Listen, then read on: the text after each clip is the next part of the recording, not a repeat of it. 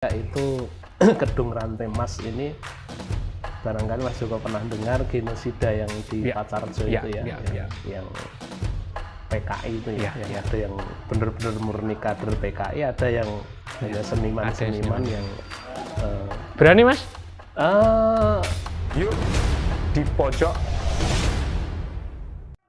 Halo teman-teman, selamat datang kembali di Kabar Handayani Files. Kali ini ada yang istimewa karena saya bersama salah satu inspirator saya dalam hal menulis, dan dia untuk Gunung Kidul pasti tidak asing lagi, Mas Aisworo. Gimana kabarnya Mas? Alhamdulillah baik, sehat. Pandemi apa yang terjadi? Alhamdulillah keluarga sehat semua. Oke. Teman di pojok, kita akan bertanya lebih banyak tentang Mas Aisworo. Biarkan Mas Aisworo bercerita tentang dirinya, termasuk tentang sebuah novel barunya yang berjudul Loh, Aku Benci Sekolah. Perlu diketahui bahwa Mars, dulu bukunya Mars Lintang Lantip, iya. Lintang Lantip, sebuah novel Lintang Lantip yang beberapa tahun lalu menjadi viral dengan filmnya Mars. Beliau penulis bukunya. Mas Aisworo, kegiatan utamanya Mas Aisworo ini apa sebenarnya? Karena dulu kan kenalnya pertama kali dengan saya, jenengan ngakunya bakul koran. Nah, sebenarnya itu apa Mas Aisworo? Monggo. Iya, benar-benar bakul koran dalam artian sungguh-sungguh. Tapi sejak pandemi saya sudah berhenti, kemudian aktivitas pokoknya ya ngarit, Mas. Ngarit, aktivitas pokoknya ngarit nih. Sama bertani ya. Sama bertani. Orang desa lah. Sesekali ke sekolahan. Ke sekolahan ngikut ngajar juga. Biar enak Mas Aisworo, biar teman-teman di pojok juga tahu Mas Aisworo. Itu masa kecilnya di mana, sekolahnya di mana, bagaimana dulu waktu kecil, hingga akhirnya Mas Aisworo kok seneng nulis novel khususnya. Saya aslinya Semanu Sambiljo itu ya, Sambiljo dekat atau terkenalnya Mijan ya, dekat rumah sakit Pelita Husada. Masa sekolah saya kira tidak ada yang spesial, tidak ada yang istimewa. Dikatakan pinter juga tidak pernah dapat prestasi, dikatakan bodoh juga tidak pernah di urutan bawah. Biasa-biasa, tidak ada yang mengenal. Jadi kemudian menulis juga sebelumnya juga tidak pernah, bahkan satu cerpen pun belum pernah. Jadi saya menulis otodidak. Ya, tanpa ada yang mengajari, tiba-tiba menulis saja. Dan karena waktu itu semangatnya atau gairah menulisnya sangat tinggi, itu sekali menulis langsung 4 buku. Kapan itu Mas? Tahun? Rentang 2009 sampai 2011. Saat kuliah atau? Ya, kuliah sama. Dulu kuliahnya di mana? Di UMY. Universitas Muhammadiyah Yogyakarta. Fakultasnya? PAI. PAI Pendidikan Agama Islam. Oke. Itu jadi seperti itu. Jadi ini tidak menulis satu cerpen pun ya, apalagi novel, tapi begitu punya semangat langsung 4. Jadi ini sekaligus juga apa ya, salah satu bukti sangat nyata bahwasanya siapapun bisa menulis, siapapun bisa membuat buku. Dulu apa aja Mas ininya bukunya? Janji Langit 1 sampai 4. Janji Langit 1 2 3 4. Itu cerita tentang apa ya, filsafat atau lebih gampangnya pencarian Tuhan. Apakah memang dalam rangka mendukung kuliahnya Mas Aisworo waktu itu? Tidak. Apa pesan yang disampaikan? Saya sendiri juga sebenarnya tidak terlalu ingin menetapkan pesan. Saya itu suka netral dalam artian biar nanti pembaca yang akan mengambil, kalau ada hikmahnya silahkan diambil, dicari sendiri, kalau tidak ada ya sudah, sebagai hiburan saja. Jadi poin pentingnya ya seseorang mencari Tuhan, dua orang ya, satu bertemu Tuhannya tanda petik lebih awal, yang satu itu menemukan Tuhannya menjelang kematiannya sampai seperti itu. Jadi sama-sama ketemu Tuhan itu, sama-sama percaya Tuhan itu ada, hanya prosesnya tadi yang berbeda. Proses waktunya, yang berbeda, waktu penemuannya berbeda. Menarik. Saya sih membayangkan, maaf, saya hanya membaca full dan sangat memahami yang lintang lantip. Bahkan itu pernah saya bawa ke Eropa segala. Dan saya baca berulang kali sosok seorang ibu. Dan saya merasakan betul bagaimana ketika saya kehilangan ibu. Itu teringat kembali. Dan itu adalah salah satu novel favorit saya selain Pemimpi. Itu keren sekali ya. Dan bahasa kalimatnya, cerita yang di dalamnya sangat menyentuh. Dan yang terbaru ini, saya yakin ini juga akan membuat saya geru-geru, cara bahasa Jawanya, membuat saya menangis atau mungkin malah berkeliaran, nggak jelas mungkin. Ayo Pak, Mas Aisworo.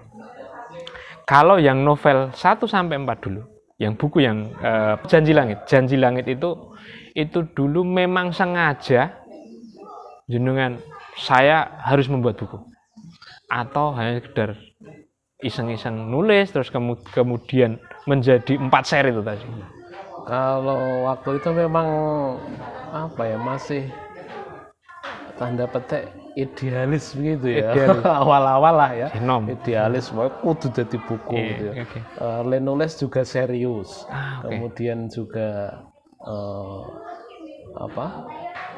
memilih benar-benar meluangkan waktu begitu. Itu beda dengan yang berikutnya yang lintang lantip, termasuk yang Loh ini kan juga nulisnya juga sudah tidak terlalu menggebu-gebu ya, santai saja. Jadi saiki alhamdulillah jadi sesok ya enggak apa-apa, jadine tahun depan juga tidak. Ini yang bahaya. Ini yang bahaya untuk kalimat ini, yang bahaya karena dengan kesantaian, dengan rileks malah biasanya tajam-tajam ini kalimatnya. Kalau yang novel baru ini besok ini kan. Ya masalah tajam enggak, sekali lagi saya serahkan pada pembaca. Jadi nanti malah subjektif kan. Ya. Oke Mas Aisworo, kalau yang novel selanjutnya itu yang sempat fenomenal itu yang lintang lantip ya. Itu sebenarnya apa sih yang melatar belakangin jenengan menulis itu? Ya, jadi ini malah kisah nyata. Inspirasinya. Jadi saya ini kan juga pengajar ya. Pengajar di daerah Tepus, SMK Muhammadiyah. SMK Tepus ya. SMK Muhammadiyah Tepus. Waktu itu angka putus sekolah ya sekitar tahun 2010 sana ya. Sebelum itu masih cukup tinggi. Kalau di persentase ya, tim litbang kami sempat melakukan pencatatan itu angka putus sekolah dalam artian tidak melanjutkan ya, dari SMP tidak melanjutkan ke SMA atau ya, SMA ya. Itu hampir 35%. 35%. Sepertiga sendiri kan, cukup tinggi. Jadi 100 anak yang tidak melanjutkan 35, cukup tinggi. Nah, sebagai usaha untuk memperkecil angka itu atau memperbesar angka masuk sekolah, itu kita melakukan home visit atau mendatangi ke rumah-rumah ya. Dari rumah-rumah, kemudian kita ajak orang tuanya, anaknya ya, kemudian kita berikan ya gambaran-gambaran ke orang tua. Itu yang melakukan seluruh guru di SMK waktu itu atau sebagian? Sebagian yang ternyata masih muda-muda ya, waktunya masih cukup luang. Nah, pada satu kesempatan saya itu menemukan, ini sungguh-sungguh terjadi ya, di daerah Tepus, tidak saya sebutkan daerahnya, tapi pedalaman lah, paling tepus gitu ya, jauh dari jalan raya. Menemukan seorang anak putri itu mau sekolah semangat, dan anaknya kalau dilihat dari nilai ujian ya, ujian nasional cukup tinggi lah, lumayan. Jadi kalau mau masuk SMA favoritnya misalnya itu dengan mudah. Kalau berdasarkan dengan mudah nilai. Tidak, tapi bisa lah. Bisa. Kan berarti lumayan lah ya, dari sisi kecerdasan lumayan. Nah, itu oleh orang tuanya tidak diperbolehkan. Alasan ekonomi, alasan sebagainya lah banyak sekali. terutama ekonomi ya. Sudah kemudian pulang bersama teman-teman cari solusi bagaimana akhirnya sepakat nanti kita urunan ya, kita biayai, kita tanggung biaya anak ini ya. Di sama sekali anak ini tidak akan bayar gitu ya. Wow. Nah, kemudian saya itu datang ya, orang tuanya setuju ya, tidak apa-apa kalau memang biayanya tidak ada, tidak ditarik, tidak ada yang menanggung. Oke. Alhamdulillah. Hari berikutnya atau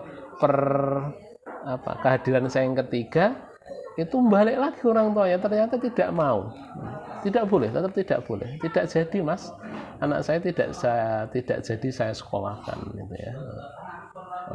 Berat sekali, tapi sudah mau bagaimana, kami juga sadar yang paling berhak atas si anak ini tetap orang tua ya. Jadi sengotot apapun kami juga ya tidak punya hak, tidak berhak.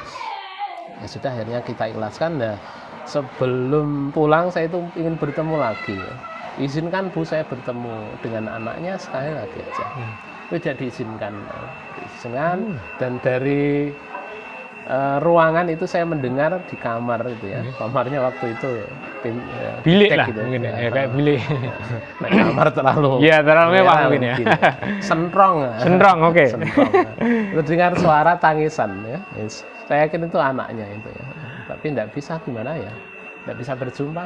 Kayaknya itu yang memberikan pukulan keras itu ya. Dan ini kemarahan saya ya, itu saya tumpahkan dengan membuat ini novel yang Lintang Lantip. Dan waktu itu 334 halaman itu selesai kurang dari 1 bulan ya. Kondisi emosi memang ini. Marah saya itu waktu itu gitu. Tapi saya sebagai pembaca, saya nggak melihat kemarahan di sana loh. Ini loh. Marahnya itu. Ini. Marah sekaligus harapannya nanti orang tua ya di Tepus khususnya di Tanjung Sari di sekitar sana ini seperti Ibu Tupon yang rela mempertaruhkan hidupnya untuk sekolah anak-anaknya. Dan sepertinya. Tapi kalau Ibu Tupon ini real atau enggak, fiksi? itu harapan. Okay. Harapan. Itu Ibu Harapan. Jadi harapannya ibu-ibu di Tepos sana itu bisa jadi seperti Bu Tupon. Ya. Dan saya kira entah ini karena doa saya atau harapan saya atau karena memang sudah perkembangan zaman, sekarang dari tahun ke tahun angka putus sekolah di Tepos itu rendah sekali. Rendah sekali. Ya. Tapi tidak tahu. Tapi karena memang sudah alamnya saya kira ya. Alami saya kira orang sekolah ki orang gitu ya. Di lulus SMP kaya ora wangun kan sekarang. Sekarang angka putus sekolahnya rendah sekali sekarang. Tapi paling tidak semangat untuk terus belajar seperti apa yang terjadi dengan Lintang itu. Coba saya diingatkan kembali Mas. Tokoh yang di Lintang Lantip itu siapa? Bu Tupon.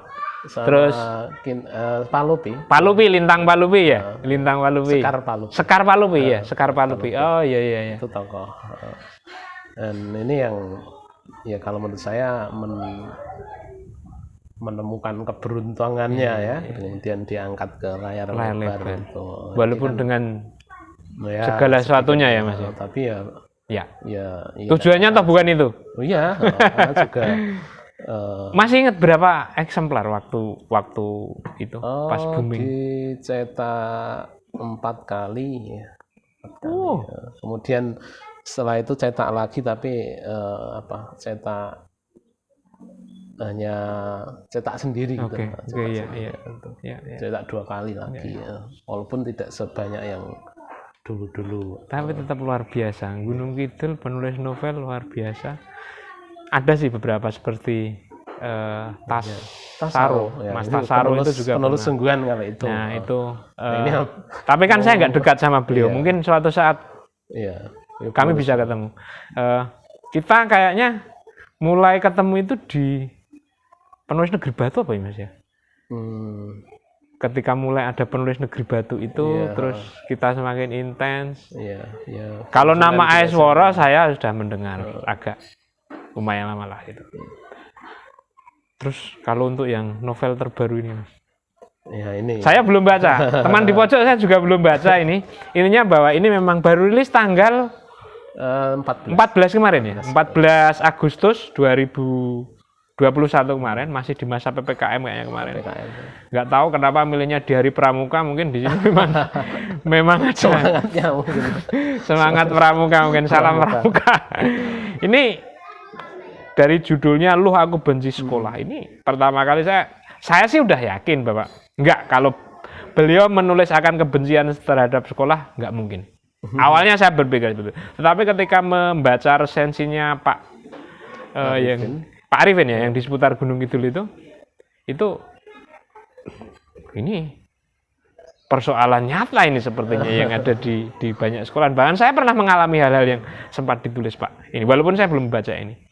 Biar lebih asik, coba dibocorin saja Mas, dibocorin. Iya, sebenarnya kalau beberapa orang yang sudah membaca tokoh-tokoh pendidikan ya seperti Pak Arifin dan sebagainya itu memang ini menganggapnya materi serius ya, materi yang dalam ya, bullying ya, perundungan ya. Perundungan baik itu oleh teman, oleh guru, oleh tugas-tugas, oleh sistem dan sebagainya. Tapi saya tidak mau masuk ke sana. Dalam artian ya sudahlah, saya itu kan tahu diri ya. Jadi pendidik saja kan hanya ngarit nyambi. Jadi nanti saya juga cukup tahu diri untuk masuk ke sana. Itu katanya. Tapi itu perspektif tadi pembaca ya. Itu ini serius. Ini novel dengan tema sangat serius ya, bullying atau perundungan ya terhadap anak ya. Nah, kalau saya sendiri sebenarnya tidak meniatkan ke sana. Saya hanya begini. Jadi sepanjang yang saya tahu novel-novel bertema pendidikan itu mesti temanya anak yang kurang mampu ya, dengan segala keterbatasannya belajar serius, semangat ya. Lulus sukses. Ini yang terjadi dengan Lintang Lantip ya? Ya salah satunya ya. Sebelum itu kan ada yang novel terlaris Indonesia ya, Laskar Pelangi juga materinya seperti itu. Mimpi. Kemudian Negeri Lima Menara itu juga semangatnya sama. Oh ya, sebentar. Saya jadi ingat itu kayaknya dulu berturut-turut lagi zamannya novel keren gitu. Novel-novelnya seperti itu lah. Nah, kemudian saya coba lihat dari perspektif yang lain itu. Ini kan yang mereka tuliskan sisi manisnya kan, sisi pahitnya belum ada yang menulis. Saya coba searching ya, di Google ya. Itu novel dengan tema berkebalikan dengan tadi itu belum ada itu ya. Itu kan kalau Laskar Pelangi bahkan termasuk yang Lintang Lantip tulisan saya kan bercerita semangatnya kan ceritanya kan semangat, perjuangan, harapan. Lah yang kebalikannya itu belum ada, yang malas-malasan gitu. Tadi suka sekolah, ini yang benci sekolah belum ada. Yang teror yang menakutkan belum ada. Makanya saya coba melihat tema pendidikan dengan perspektif yang lain. Nah, ketemulah ini. Kalau tadi sekolah itu suka sekali, semangat sekali. Ini sekolah benci sekali, malas sekali. Nah, ini itu yang terjadi seperti itu. Jadi isinya endingnya kurang lebih endingnya sukses juga. Saya buat ini harapannya nanti kan saya mau lihat di pasar ya, nanti kalau sukses itu ini masih ada kelanjutan. Ada peluang.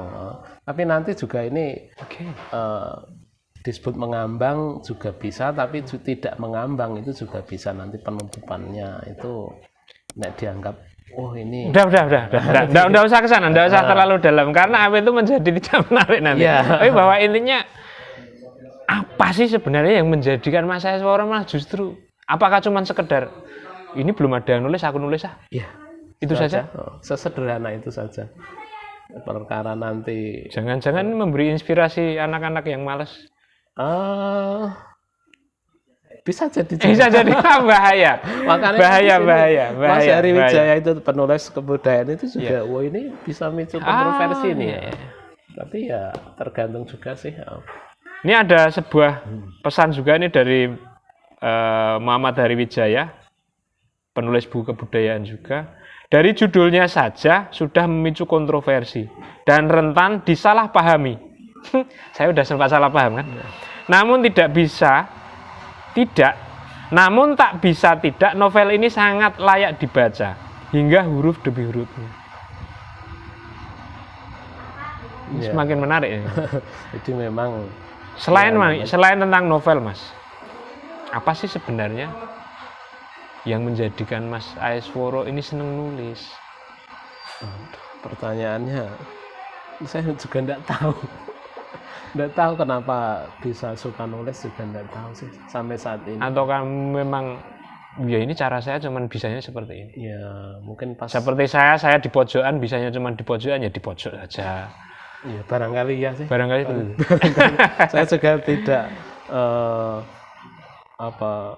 memperkenalkan diri atau menganggap saya juga penulis, enggak. Jadi kalau ada yang menganggap saya penulis, saya malah saya sendiri malah Saya yakin kok jenengan masih senang disebut sebagai penjual koran.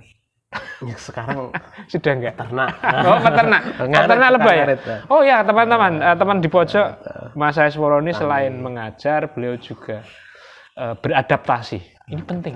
Beradaptasi dengan masyarakat pedesaan sebagai peternak lebah, peternak kambing, petani.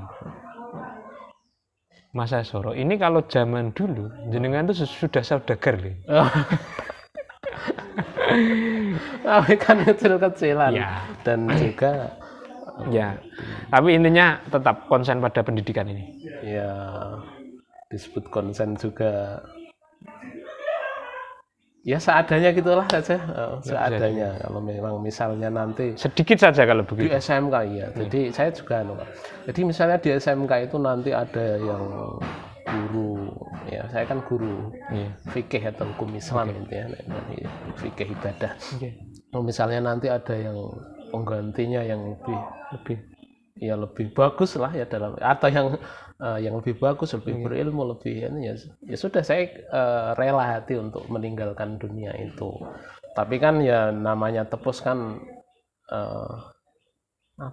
stereotip gitu ya, yang tepus itu kan kesannya negatif. Jangankan mau mengajar di sana ya, yang mendengar saja udah ini biasanya. Guru-guru terbaik biasanya kalau mau mengajar ke sana juga, apalagi swasta ya, juga tidak mudah lah untuk menemukan yang mau, tentu saja. Tapi saya sudah rela kalau memang ada yang bagus ya, kemudian lebih bagus dari saya, ya sudah rela.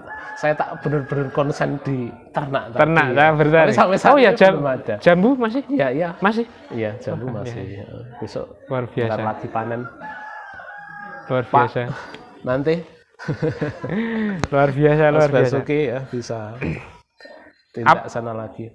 Ada latar belakang di novel-novel Mas Aesworo ini tentang apa yang Mas Aesworo lakukan, seperti menjadi peternak lebah, kambing? Tidak ada sih, tetapi saya ini ya orang kampung, jadi latar belakangnya itu setting tempat itu mesti berlatar belakang ke sana. Jadi nanti karena saya orang desa, nanti lekat sekali di novel itu kehidupan di sana, sangat lekat, mulai dari peternakan, jangan terlalu iklim dalam dan sebagainya. Bahkan sampai hal-hal yang barangkali tidak dikenal oleh anak-anak zaman sekarang ya. Misalnya begiring itu. Mas Basuki tahu begiring enggak? Tidak tahu. Nah, itu dalam begiring. Di alam pedesaan ada istilah begiring itu ada. Sangat layak sekali untuk segera dibaca. Nanti di deskripsi akan kita tulis juga untuk pemesanan buku, termasuk mungkin beberapa resensi yang nanti ada di Kabar Handayani maupun di beberapa media, mungkin nanti bisa menghubungi. Kalau ini hubungannya langsung ke Mas Aesworo atau bisa ke penerbit, bisa ke atau mungkin ke saya, boleh. Tetap saya mintanya sama Mas Aesworo. Mas Aesworo, sebelum yang N, ada nggak sih harapan Mas Aesworo ini tentang sastra di Gunung Kidul? Apa ya? Ya ada sih, walaupun juga ya intinya harapannya juga banyak nanti orang-orang yang lebih suka ya membaca sastra ya. Karena kita amati, mungkin Mas Joko juga mengamati sekarang itu budaya literasi termasuk membaca sastra, novel atau yang lain itu juga semakin menurun ya, rendah sekali. Nah ini harus dikembalikan. Jadi dunia pendidikan ya, guru-guru ini sebenarnya memegang peran penting untuk untuk menumbuhkan lagi semangat literasi. Ya. Itu syukur-syukur nanti juga muncul tidak hanya pembaca tapi sebagai penulisnya. Syukur-syukur penulis yang skala nasional seperti Mas Tasaro, seperti Mas Hasta. Ya. Kalau saya lokalan saja. Lokalan tapi mendunia. Lokalan tapi mendunia. Teman di pojok, loh aku benci sekolah. Novel terbaru Aisworo ini sangat layak sekali dibaca. Saya sendiri sudah penasaran, ini masih plastikan, saya juga belum membaca. Dan untuk yang novel-novel lama masih tersedia, Mas? Tinggal nggak ada ya? Tinggal koleksi aja. Ya ini nanti yang terbaru ini kebetulan saya sedang punya gairah harapannya. Itu ada 3 tema besar yang akan saya angkat ya. Tetapi tema-tema berat semua. Dan tema-tema sekali lagi tema lokalistik ya. Pulung Gantong itu saya sudah menulis rangkanya. Tapi kesulitan buku. Kemudian ini yang berat tapi tidak tahu besok mau saya teruskan atau tidak, itu Kedung Rantai Mas. Ini barangkali Mas Joko pernah dengar genosida yang di Pacarjo itu yang PKI itu ya. Yang ada yang benar-benar murni kader PKI, ada yang hanya seniman-seniman yang berani, Mas? Konsepnya sudah, tapi kekurangan buku dan tidak tahu ini karena sensitif sekali. Ya, betul. Ini mungkin agak saya sisihkan. Nah, kemudian yang ini saya baru cari-cari referensinya, ini Gaber ya. Yang Gaber ini masih belum denangi. Belum denangi, tapi itu kan sangat sekali. Ya, Ibu pernah barangkali ya. Tapi tidak tahu kalau di Wonosari Gaberan enggak, kalau di pedesaan ya. Nah ini masa-masa sulit bagi kita ya, bagi leluhur kita di Gunung Kidul, karena waktu itu ada krisis pangan betul. Dan krisisnya tidak hanya ngeleh tapi sampai mati. Itu Gaber waktu itu kalau membaca banyak literasi maupun cerita memang ya penyakit, makan, kehidupan sosial. Semuanya. Nah ini saya sedang cari dan nanti kita. Ini karena terinspirasi karena Pak Gebluk Covid ini? Enggak juga sih. Atau udah terencana? Ya, memang sudah. Saya itu tertarik dengan masa lalu di Gunung Kidul itu ya, punya ketertarikan ya. Baik itu sisi-sisi manisnya maupun sisi pahitnya. Dan saya kira untuk Gaber ini kita tidak harus menutupi, Mas. Ini fakta, ini terjadi, dan ya suka atau tidak suka ini pernah terjadi. Dan harapannya nanti kalau ini kan membaca seperti ini kan berat itu ya kalau dibaca. Saya akan mencoba meringankan dalam bentuk novel. Nanti walaupun namanya novel juga. Ini buku yang sementara menjadi referensi? Iya, baru satu ini. Fajar Pratek, tulisan Fajar Pratek. Gerakan Rakyat Kelaparan. Gagalnya politik, radikalisasi petani. Ya, ternyata dulu ada gerakan politik juga ternyata waktu Gaberan itu ya. Saya juga baru tahu kalau ada. Saya kira dulu murni murni alam. Ya. Memang juga ada gerakan-gerakan politiknya. Ya. Jangan-jangan yang sekarang juga, Mas. Nanti ketemunya nanti, kalau sekarang belum sepertinya. Mas Aisworo tetap semangat, senang sekali. Terima kasih banget waktunya. Kita hanya di pojok, bisanya support di pojok. Terima kasih atas kehormatannya diundang ya Mas Stefanus Joko dan teman-teman. Siap. Teman di pojok tetap di pojok saja. Matur nuwun.